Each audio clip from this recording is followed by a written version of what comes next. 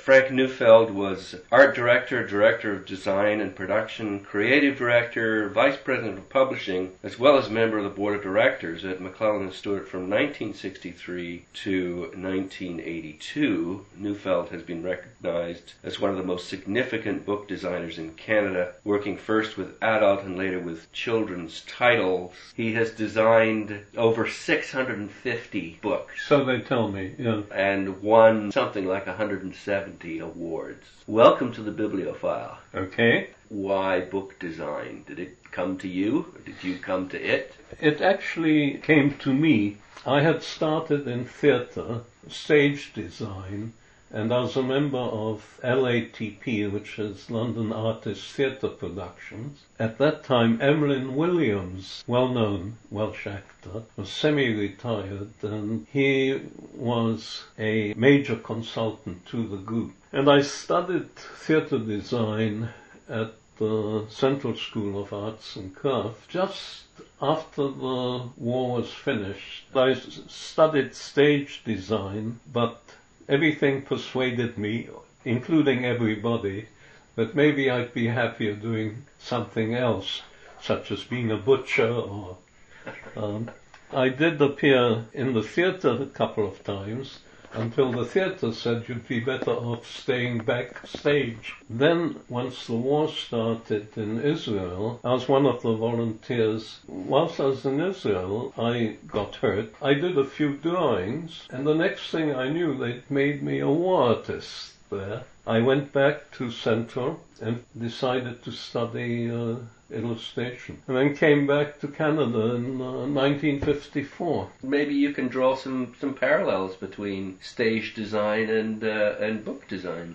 Well, I can draw one parallel. Those are my extended prelims. There were two films that I saw, Man with the Golden Arm and Round the World in 80 Days. Actually, in those days, the credits came before the movie, not as we have them today, that they come after the movie, so that nobody needs stay and look at them.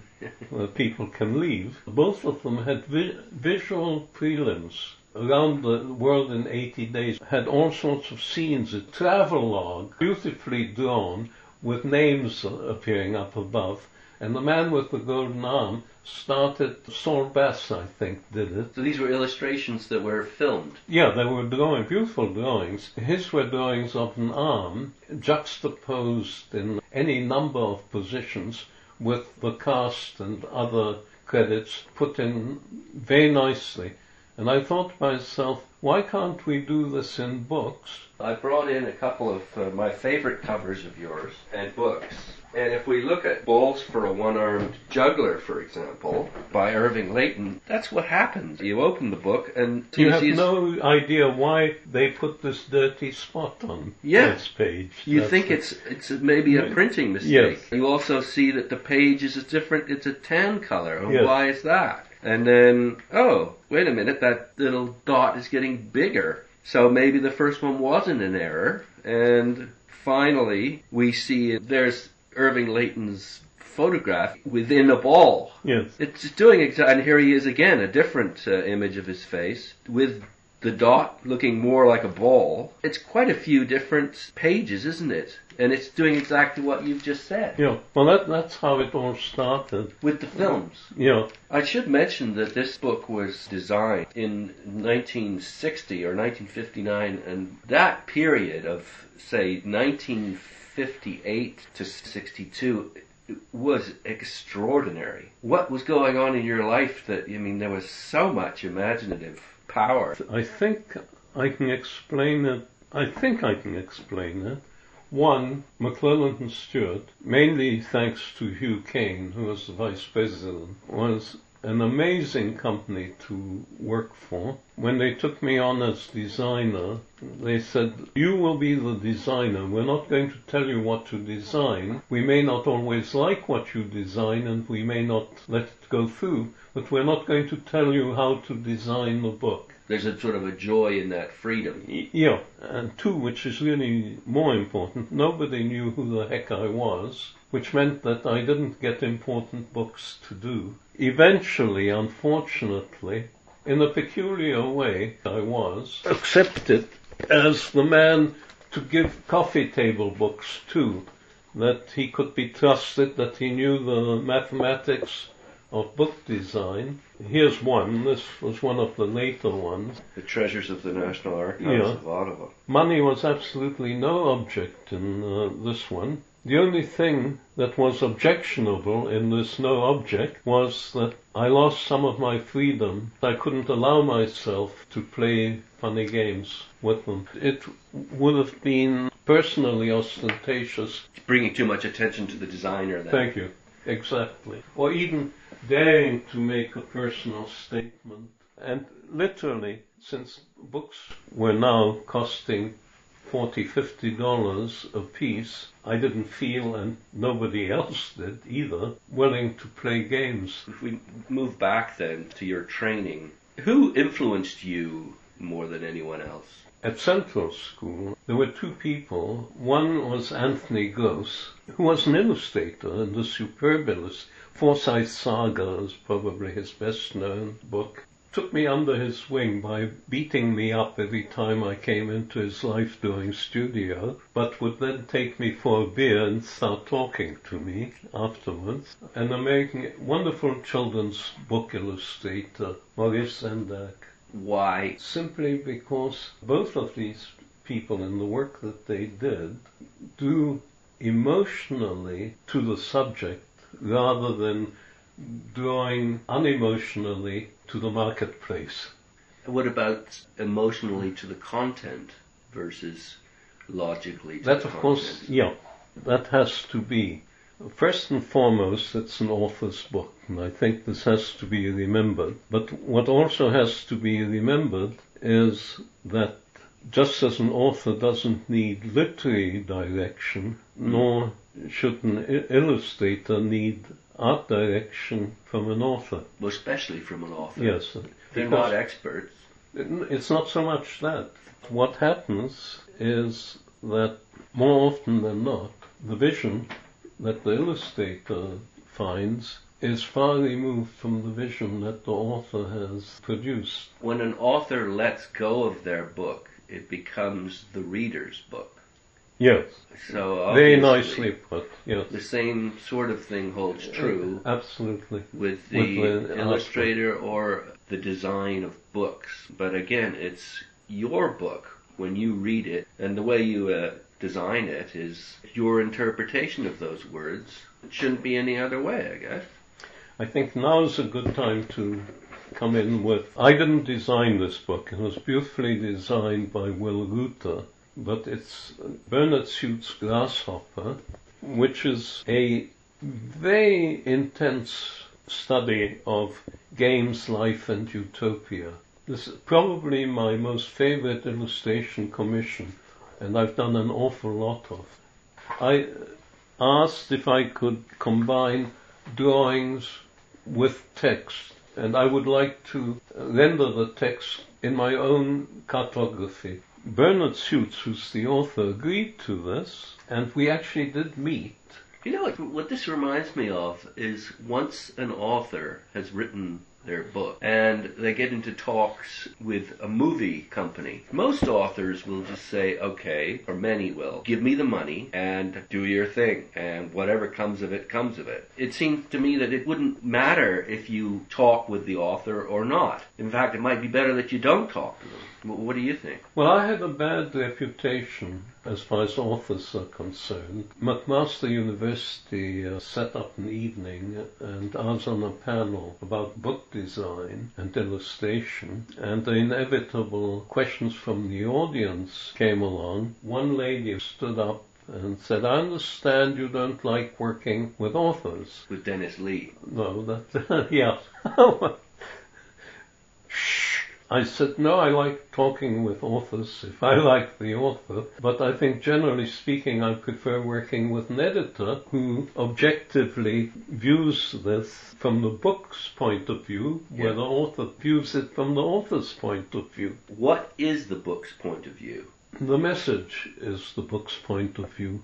Regardless of the content of the book, there's some sort of message. This is balls for a one-armed juggler. When I look at the cover, there are 3 different shadings of Irving Layton's profile. Message that comes there to me partly is this man has got a healthy ego. Yes, notice that the middle one is red. And who is so red? Well, he looks like the devil. Satanic. Yeah, the one on the extreme right is the most benign one, and the one on the extreme left is a very dogmatic one. It's, boy, I know what I want. Very to appealing. Say. Yeah, I loved Irving. So what, in your opinion, was the message of this book of poems? Oh gosh, earlier you told me that I designed some 650 books, if you think I remember. From the standpoint of the book designer, what generically are the things that you might look for when you read the text? Okay, that's hard to answer. I can tell you what I felt about Layton, both as a person, as a poet. And this is primarily what influenced how you designed even the typeface.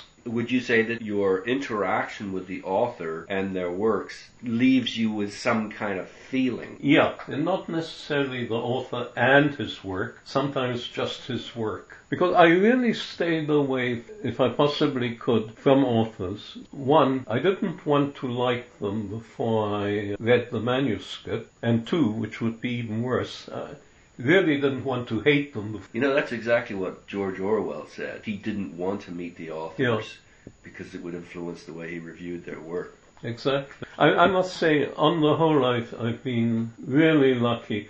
Of course, I've been difficult to work with. I admit this now. I'm late in my 80s. Doesn't really matter. No one's going to come to me to design a book anymore. You say the feeling. I'm looking at Layton, 2 of my favorite books of yours, The Swinging Flesh and Balls for a One-Armed Juggler. There's black and gold and red that's quite prominent in both of them.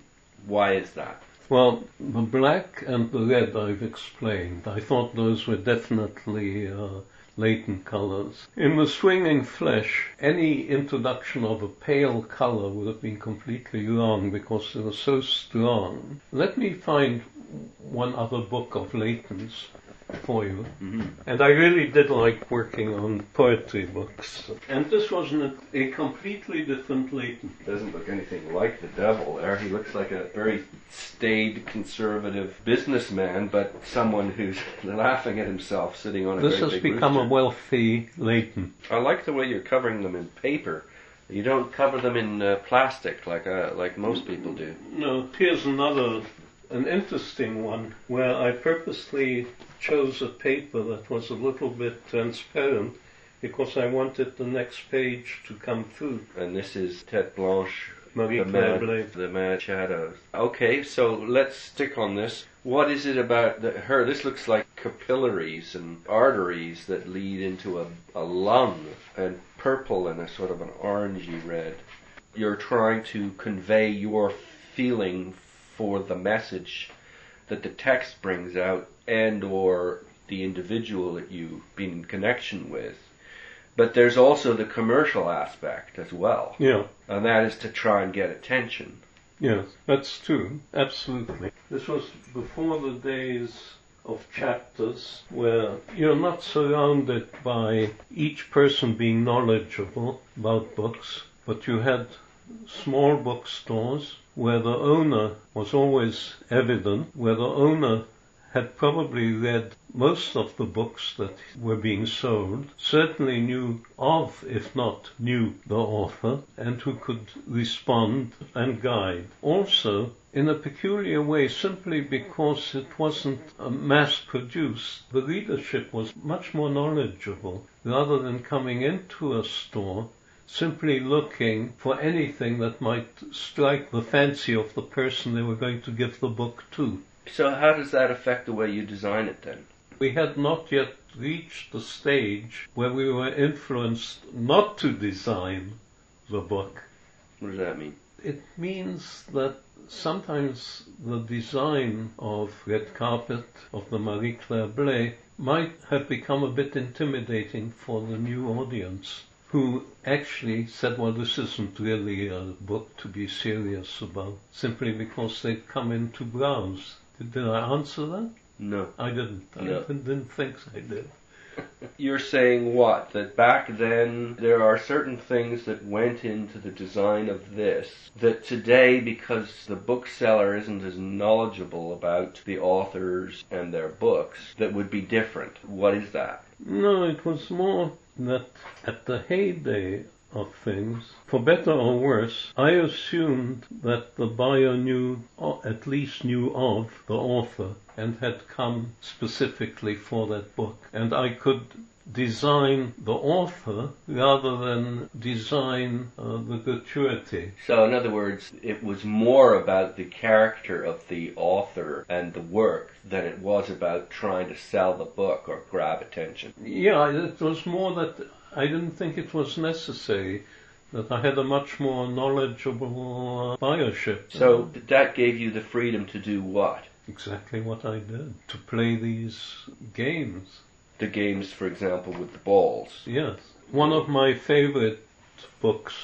Yeah, it's spectacular. That cover, this Sheila Watson's The Double Hook is... Yeah. Because of the game that it plays, the way that you get the feel of water with just these increasingly large, thicker lines. I suppose that's another thing. It takes up pages that may not be taken up these days. Yeah, that's exactly it. Now you've put your finger on it exactly. Because it would cost more to produce this. I'm speaking with Frank Newfeld, one of Canada's best, most honoured book designers and illustrators. One of the reasons that I'm doing these series of interviews is to try to encourage a new generation of book collectors. If you were collecting your own work, what would you collect then? If you couldn't get it all, what would you focus on? What are your favorites? First of all, my most favorite illustration commission has been Grasshopper, the Bernard Suits. It was published in 1978. It's difficult to say, I've done so many. One of the most interesting books was the Olympic books that I did a few years ago. What Olympics were those?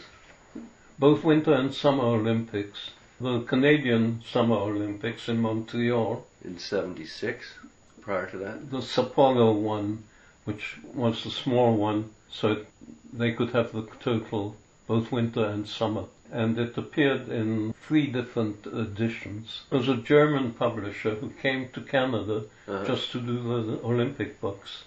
I'm about the only person in Canada, I suppose, who would say this. My favorite author is Pierre Berton, and we worked very well together.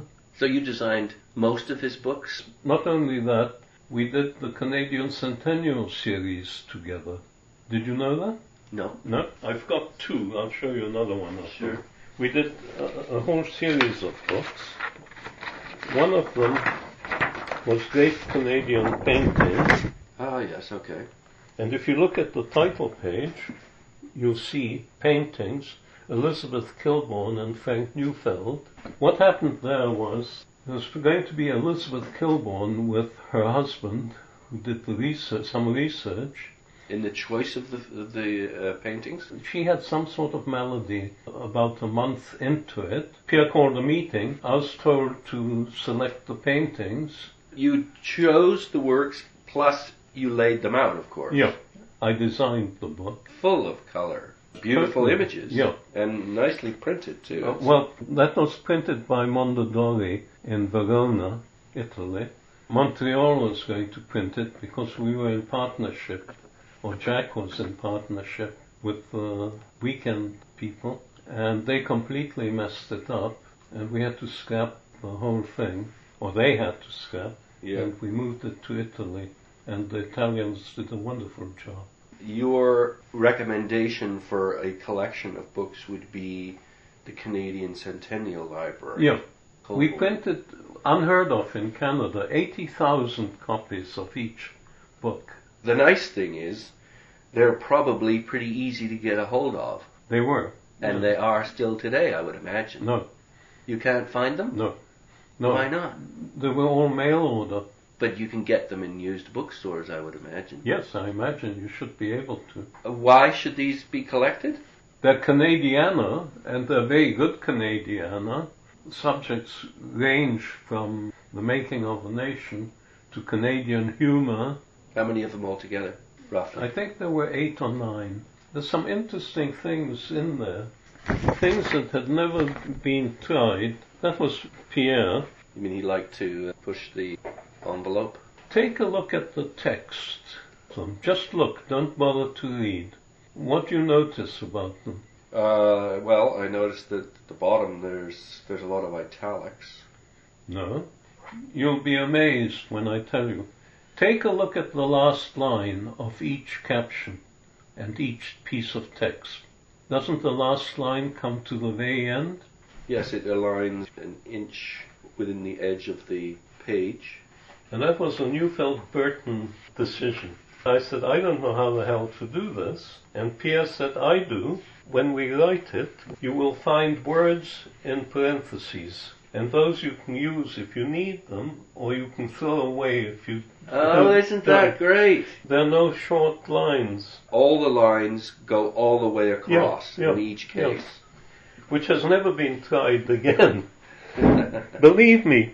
So, we started off by talking about why book design. I didn't really get an answer. You were a war artist. And went back. Someone took me aside and said, you know, your work looks more like an illustrator's. Try illustration. And I said, I don't really want to be an illustrator. He said, try it for one term. And suddenly it all became clear, especially when I took typographic design. Things that I'd sort of done by feel suddenly became logical. What's the first book that you designed? There's a book called Never a Day So Bright, a Canadian book, published by Nelson Canada. And so from there, you did more with Nelson, and then... Quite a few. I arrived in Canada with an Edwardian suit, with upturned cuffs, drainpipe pants, and I bought a 1937 Chev, which is all that I could afford. And Bernard Neary said, all right,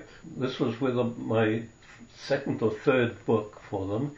He said, I'm going to give you a good advance, enough that you can buy yourself a decent suit, one that doesn't have upturned sleeves. We don't trust artists, he said. And 2, leave your car 3 blocks away from the other publishing houses. I always had somebody who grandfathered me in my early days, which was very good. Is there something that you wanted to say about your philosophy or about your books, or is there anything that you left unsaid that you want to say? No, not really. I do want to say that we're quite lucky that we have some excellent children's book publishers. To name just very few, Groundwood, of course, which I think is head and shoulders. On the whole, books for young people are being handled really quite nicely and really quite well, except for the area of poetry books for children, where the relationship between the visual and the written is slightly misunderstood. Common explanation is that an author is really exactly like a composer, and that the composer's piece has to be played the way that the composer means it to. But that isn't really quite the truth, because the composer and the music start or emanate and finish with exactly the same thing. Music is produced, admittedly written on pieces of paper by the composer, but those scribbles are interpreted exactly. Of course, there are differences. If you take certain violinists, for instance, they're not going to play the same piece in exactly the same way, but essentially the same notes will be played. It's just a matter of nuances. Emphasis. Yeah, but the language of the book, the written and the visual, are 2 entirely different things. In music, you hear what has been written and played. Illustrations are not read by an audience. It's emotionally attached in a completely different manner to the audience. Not only that, with music, the transition is very orderly. With illustrations in a children's book, there is no orderly continuance. because the illustrations have all been looked at before the book is read by the person who buys the book, by the children. Yes, there's almost like there's two avenues to understanding. First and foremost, it must be the author, but secondly, it certainly works if you take a historical novel or if you take an epic poem like the Morte d'Arthur, say, but if they're short poems which are unrelated one to the next, seemingly, then the illustration has its own duty to perform, or responsibility. It certainly can't be an echo of the written that just can become very banal. It has to convey a certain unity, despite the fact that all of the pieces are disparate and different. It has to have a relationship of sorts, but whether the relationship is close, such as mother to son, or distant, such as third cousin, it's up to the artist and the way the artist interprets it. Or the editor. The editor guiding the artist? Not guiding the artist, but responding to the intent, the artist's intent. Selecting. Not so much selecting as allowing or not permitting, of saying, no, you have veered too far. I think that the illustrator has to agree to. But certainly, and this has always amazed me, because some very good children's book poets have done this, why would they want their message repeated visually? Yeah. The message has been made, and by repeating it visually, you deny the child's flight of fancy. Well, you make it more difficult. Well, what you do is, if it's not a repetition, if it's a different interpretation, then it's up to the child to try and make the relationship between the two of them. Okay, let me see. I think it's in here. An obvious collecting category for your work would be children's design and illustration versus adults. Another one would be fiction versus poetry. Another one could be non-fiction on its own. No, it isn't in there, but here's an interesting one where you can stay with it. Pair of pants. Johnny came from England, Jackie came from France. They went to see a wise man about a pair of pants. One said they're too long, one said they're too little. The wise man took the pair of pants and ripped them up the middle. Now each has got a pant leg, each is freezing too, and yet it seemed the only thing that anyone could do. And the Mountie is very important. The Mountie has got a big pair of shears. And an umbrella. That's right, so he's made to look British. Both these characters are putting their noses up and walking away from each other. And how foolish they are. And yet the Mountie's sanctioning it. He did it. There's all sorts of interesting things going on there, aren't there? Actually, the umbrella is more to stop the excrement from hitting him. That's right. He did something. He doesn't look too guilty, though. No. But we've only just now learned that Mounties really don't care. Just to conclude, the idea is that this illustration, and what you're saying is lacking in children's poetry and illustration, is contentious design that's open to multiple interpretation, that stimulates thought, as opposed to something that's sort of literal and repetitive. Is that what you're saying? Is that what you're getting at? Well, not exactly. Let me give you the objection to that illustration, the fact that the Mountie wasn't mentioned. Yet I think the Mountie is quite important as far as the children are concerned. Well, it makes it essentially Canadian. Yeah. Whereas the poem you wouldn't necessarily. I hadn't thought of that, to be honest. That's the only clue. If you're a child in England, that's the only clue that this is about Canada. The illustration brings more information. Information that can be interpreted in a variety of different ways. This is a very important series that you designed, and this is the New Canadian Library. Yeah. You basically drew profiles of the authors on the front cover. Yeah. I think that was launched in the late 50s. Yep. Very distinctive. We then changed it once I got kicked upstairs, simply because it seemed too expensive by that time to commission them. The drawings. Yeah, and it had gone on long enough and it simply needed to change. You would have done these profiles, they're not quite caricatures. No, they're just famous drawings. Canadian authors. Yeah. And what a great series that would be to collect. This was number 5, N5, the 5th book. That was a very good series, and it sold like hotcakes. Mind you, it was very expensive. Look at the price. It's on the cover. They were $1 each. Well, you could buy a bottle of Coca-Cola for 5 cents, so it puts it in perspective, I guess. Great. Well, thank you very much again for your time. And thank you for bringing so much imagination and color to Canadian literature over the last 50 years. Well, a large number of us from that time have been forgotten. I don't mean myself, there are other designers. Well, you know, in a way it's saddening, but it's also something that's very exciting for a prospective collector, because there are so many fascinating collecting opportunities available in Canada that haven't been exploited yet. Frank Newfeld is a Canadian book designer and illustrator who has designed or illustrated more than 650 books for publishers in Canada, the United Kingdom, United States, and Israel. He is a former vice president of publishing at McClelland and Stewart. His memoir, Drawing on Type, was published by the Porcupine's Quill in 2008. Thanks again.